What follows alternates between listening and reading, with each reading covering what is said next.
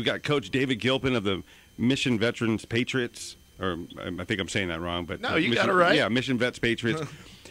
Coach, talk to me. Tell me about Thursday night, because that was an incredible game. Where do you want me to start after all of that? Now you said that it was the best game you saw, but you only went to 3, so we had a 33% of getting that honor. But I'm glad we were the best of the 3, and I appreciate that. You said 14-0 at halftime when you got there, and you didn't talk about you were surprised, because I know you had to be shocked that we were there. I know you talked about the fact that everybody picked against us, and I have no doubt that that's exactly what they're supposed to do. Like Clay and the guys said there with you, that's a safe pick. It's an expected pick. I mean, shoot, if I wasn't the head coach of the Patriots, I'd have probably picked the hardest. So I get that, and it's all in good fun for us, but it's certainly something we're going to use on our bulletin board. It's certainly something that I'm going to use and trying to rally our troops, because the point of our game that night, Jake, and we said it repeatedly, is we're not here to get a pat on the back and say you played well. We're not here to say, well, way to challenge yourself. We're here to win the football game, and that was the mentality we took to the field. The receiver that caught the pass was Mikey Garcia, and it was a rope. We had just, Harlingen rallied like we knew they were going to. And, when they came when they cut that down to a 2-score lead down to 1, that was a big play. Mikey Garcia gets it. Landry does throw a rope, and we're off and running. I can't remember what else you asked me now, man. We're up here trying to – I'm doing what all coaches are doing right now, sitting in a dark room in my office with a film projector on and a remote in my hand. So, it's a long day for us. It's a long morning for us, but it's what we do. So refresh me with where we're at here. Well, I'm gonna jump in here, Coach. It's Clay Williams over at Channel 4. Okay. Hey, okay, now, all right, people pick against you, but who's going to pick that Mission Veterans is going to outrush Harlingen in this game? And I'm going to say exactly 0 people. You guys had an incredible rushing attack in this game. 275 yards on the ground, Coach? Were you just looking to establish that early, or were you just going to take whatever Harlingen's defense gave you? Well, no, that's Landry Gilpin being Landry Gilpin. What that is. I'd love to sit here and say, we wanted to come in and go balanced, and we're going to try to establish the run against Harlingen. But I'd be a fool to say that. I don't think, with what we do, we're not established enough in the run game. We are a throwing team. We hang our hat on throwing the ball, but with Landry back there, we're able to do a few more things in the run game. And then we got 2 real good running backs as well. So. It is certainly something that we plan on. It is certainly something that we discuss in the meeting room. But when it comes to Friday nights, we're going to look to throw the football. So the rushing yards are great. But if you remember 2 years ago when Landry was quarterback, we had a lot more rushing yards than we normally do at that time, because he is a really good rushing quarterback. We know that. We've got 2 good backs. We will continue to do so, but we're going to continue to throw the ball too, Clay. Now, I have to imagine that first run, the 91-yard touchdown run by Landry. On the sideline, what are you thinking as he's running down? You had plenty of time to watch him run all the way down the sideline. What were you thinking on that one? Yeah, I think I took the first 2 steps with him, and then he ran away from me a little bit.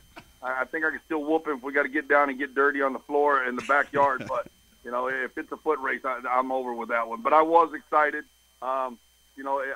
Some of it's worn off a little bit, with the last 2 years as far as that first touchdown run he had against Roma 2 years ago. So the excitement of, man, my son just made a big play while it's there. It's gotten more, I can't even think of the word. I'm more used to it now. So it was more of a, shoot, we're up 7-0 on Harlingen, man. We're in this football game. We're gonna go toe-to-toe with these guys as we plan. So it was more of that. Of course, there's always going to be that certain pride in your own flesh and blood when they do something, and we all have that as well. But, it was more on that run, it was more of a, shoot, man, we're up on Harlingen. I don't care if it would have been, the man in the moon that scored the touchdown for us. We would have still been up 7-0 on Harlingen, and everything that we had talked about and planned for and prepared for was in place for us to happen. And I think that was the biggest thing on that. And it was a long 91-yard touchdown run, by the way. Now, last night, I have to imagine you were at the PSU North Mission game. What did you see? I imagine you were there. Well, oh, yeah, we were there. That would be, we had our entire staff was there. And, we got to go out there. Their quarterback wasn't there. I mean, he was dressed up. We saw him on the sideline, wasn't playing. I read in the paper this morning that Coy held him out as a precaution. So they put DeLeon under center, and there's two ways to look about it. It's like I told my wife, who actually went scouting with us. I told my wife as we were leaving, there was a couple of things. I like DeLeon under center because now he's not sitting back there at tailback running downhill on you. But I don't like him. I mean, at quarterback, not at center. But I don't like DeLeon at quarterback because he's got the ball in his hands every time now. But they ran the ball. They ran the ball well. They were very, very effective. Kind of, similar stuff to what they did last year. Not a change of offense, just change of personnel. And defensively, they did a good job shutting PSU North down. PSU North made a couple of adjustments, came back in the second half to make it a little closer ball game. But we left very, very impressed with Mission, Jake, and there's not a doubt that their community, their side of town is going to be really, really excited, looking forward to this one. We kind of had the better of it the last few years, and I know they're chomping at the bit to get at us. So expecting a really, really good ball game next Friday night in Donna, no doubt. All right, Coach. So do we nominate your wife for sainthood now or later, now hearing the fact that you take her with you on scouting trips? Is this Is this the way she likes to spend her Friday nights, going out with you and going to ball games? Oh yeah, she loves hanging out with her husband. You can nominate her for sainthood. There's no doubt. But that's something, Clay. On a more serious note, it's something that I do tell our coaches. Hey, when we go scout, take your wives. Make it a night out. We only scout the first half because we're going to get the film the next morning as soon as we walk into our office. So we go scout the first half, kind of get a little feel for the team, personnel, sideline, all of that stuff that you can see live, that you can't see on film. But then we're out after the first half, and I say, take your wife out to dinner, make it a night. Of course, none of them listen to me, but I do tell them. And I guess I better follow my own advice. But no, my wife goes with me always. She's a good girl, and we should nominate her for sainthood, no doubt about that. That's fantastic, Coach. Hey, back to Thursday night's game. All right, obviously Harlingen makes adjustments at halftime. That's what Manny Gomez's team does. Go from 0 points in the first half to 26 in the second half. What were they doing? What did they change up, and how did your defense have to adjust on the fly in that second half? Well, the reality of it is, we knew they were going to make a run because it's what Harlingen does. They do have the heart of a champion, man. He's a great coach. It's a great program. I've said it time and time again for the last 2 years when we discuss Harlingen, the amount of respect I have for their staff and their program. So that was coming. We knew that. 14-0 wasn't going to be enough to win the game. And we talked all halftime about that first possession, how important it was going to be, and boom, boom, boom, touchdown. They got behind us on a pass. I mean, not a whole lot of major adjustments, and then we were able to, Landry broke one off, took us right back down. Boy, we're inside the 5. They stopped us on a fourth down. We're at 14-7 now. They're within one score, and our defense holds. We get a nice stop. We get a hold. We get down there, kick a field goal, go back to a 2-score lead. We're at 31-14, Clay. You talk about the run coming. We're at 31-14. We're feeling pretty good right there. We get a pass open down our sideline that we just missed on, hit our kid in the hands. Would have made it 38-14 ball game at that point. We dropped that. We don't make it, have a couple of turnovers in midfield, and they get right back in it like a Harlingen team didn't quit. So, there wasn't a whole lot of adjustments. We didn't make many adjustments at halftime. Our thing was, trying to stay on the field and battle fatigue and battle the mental toughness aspect of it because we gave everything we had that night, Clay. And Jake was there. I talked to him after the game, and, it was one of the most impressive performances that I've been around as a coach because our kids left everything out there. That's what my explanation was, that people didn't really grasp what I'm saying, that, it's not the greatest game that we've ever played in the history of Mission Veterans football or Mission football when I coached over there or in Rio Grande Valley. Well, hey, we won against an outstanding football team in a non-district game, and that was huge for our program. It is, man. We're trying to climb mountains, and they're at the top of the mountain, But the way we did it with our kids, just giving everything that they had, they believed in what we brought to them as a staff and left it out there. There was no holding back, no fear of that discomfort, and it was really, really rewarding as a head coach to see a team respond the way our kids did that night. And like you said, going back to the question you asked, man, we knew the run was coming. We knew we were going to have to fight it off, and we're going to have the mental fortitude to do so. And on that evening, we did. And proud of our bunch. Coach David Gilpin's with us right now on Fox Sports Radio 1700 and 956sports.com. Coach, little bit different season for you though, because you don't have a home right now, and this week you're playing your rivalry game on the road at Benny LaPrade Stadium in Donna. You know, what has that been like for you? Because we know you don't practice on that field as much as, say, Mission, but you know, you really don't have that hometown feel right now, early in the season.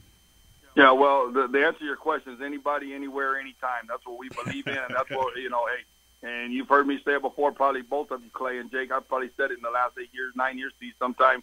Hey, if they want to get it on in the HEB parking lot, you want to go down to the supermarket, let's do so, man. We're here to play football, you know, and I know that's cliche, but that's the way we have to approach it. We don't control our stadium. Be ready. It's a legitimate question that you're asking. It's one that I've answered 100,000 times, but I don't have the answer to. So until they tell us we can go back to our home stadium, you know, we're going to keep traveling and we're going to keep rocking and rolling, and we're not going to use it as an excuse. We can't. You know, it's my job as the head coach of this football team to take that issue and throw it out the window, kick it as far as I can and get it away from us, because we don't control that. You know, we got to get on the Yellow Dogs on Friday, whether we drive to Tom Landry, whether we drive to Donna, whether we drive up to Odessa. Well, we didn't take the Yellow Dogs to Odessa, but, you know, wherever we got to travel, we're going to do so. And if there's going to be a game, and I'm going to tell you, if our kids can play at the level that they played, I'm not talking about the level of talent, the level of execution, any of that, but if we can play at the level that we played at Thursday night against Harlingen, as far as our willingness to, for lack of a better term, just say empty our tank, to leave everything on that football field on Friday nights or Thursday nights or whenever it is we may be playing, you know, we've got a chance to do something this year. We're going to be probably one of the smallest teams in the district, one of the slowest teams in the district. We got a couple of athletic kids, but we got kids that are football players, you know. And again, I don't even know how I ended up on this topic. I know you asked me about the stadium, but did you watch our secondary hit? I mean, those guys came up and hit everything that moved. You know, Joey Garcia, middle linebacker, I've talked to y'all about him, you know, a couple of times already, and that guy was just unbelievable. You know, so I've told people that our defense is going to be much improved, and we saw that Friday night. You know, Harlingen was at 14 points, guys, with, you know, 6 minutes left in the football game, and got the ball back a couple of times at midfield, and to their credit, they punched it in, and, you know, it made the score, you know, a little tighter there at the end. But, you know, if you can hold, my opinion, if you can hold any Harlingen offense to 14 points for 3.5 quarters, your defense has got to be doing something right. Your defensive coaches have got to be doing something right, and that's the way I felt last week. So sorry, I left your question. I know, guys. No, but we're going to Donna Friday night, and who cares, man? You know, we appreciate them hosting us, and they got a beautiful stadium over there, and, you know, whatever. You know, I think we're going to go to La Jolla the following week if the stadium's not ready. So we'll do a little road tour this year. Yeah, it's the Mission Veterans World Tour 2017. As you guys take tours of all the stadiums in the valley, that brings up a logistical question, Coach. You mentioned you guys getting on the Yellow Dogs. Will there be something for the fans? Do you know if there will be anything for the fans, the Mission and the Mission Veterans fans, if they want to get out to Donna? Yeah, that's a good question, and I'm hearing that. I did see an email go out yesterday before we left campus that they're going to try to get fan buses for our students. Take those out. Obviously, they were looking for chaperones in the case, but that's the last I heard, and I certainly hope so. You know, I'm going to go off topic again, but our crowd on Thursday night was outstanding. I mean, there was an energy that we felt from them. Our student body was there, and I was just really, really, really pleased to see our community and our school and our parents and our friends get out behind us. So, you know, with the principal saying he's going to take some fan buses over there and take some students, you know, and I'm sure Mission will do the same. You know, hopefully we're going to put the same 10,000 in the Donna Stadium that we would have put in Tom Landry, hopefully, because, you know, it's an exciting game in our community. And I know, and I say this every year, nobody gets the intensity of this rivalry because it's a little bit new, and it doesn't have the feel of some of the older rivalries, but it's a big one in our community. Well, Coach, I appreciate you being our first coach this season to be on the Huddle on Fox Sports Radio 1700. And hey, you didn't tell me I was the first, man. You're the first. We didn't want you to be nervous, Coach. Yeah, you're my first. Because you know sometimes you get tongue-tied, you know? Yeah. My problem is I don't know if you're using me as a guinea pig, man, or you were really happy to have me. So I'm going to take it as you really wanted me on. That's why I was first. Yeah, you know, most of the time you don't put the headliner on first, you know, but you're our headliner, but everybody else is going to. But Yeah. no, hey, I'll Coach, go with that. thank you so much, and good luck next week against Mission at in Donna. But we'll be there. Thanks, guys. Y'all have a good day. Appreciate having me on. See you later, Coach. Thanks, Coach. Bye, guys. All right, we're gonna go to break right now. When we come back from break, Clay, we've got Bobby Flotis from Nicky Rowe. All right. Head of and- the Warrior Clan. Yeah, and we'll talk to him. We'll find out how he thinks his team is doing, and if I can tell you how they're doing. Yeah. I want to know. I'd like to ask him about that. Yeah, you're listening to the Huddle on Fox Sports Radio 1700 AM and 956sports.com. Be right back.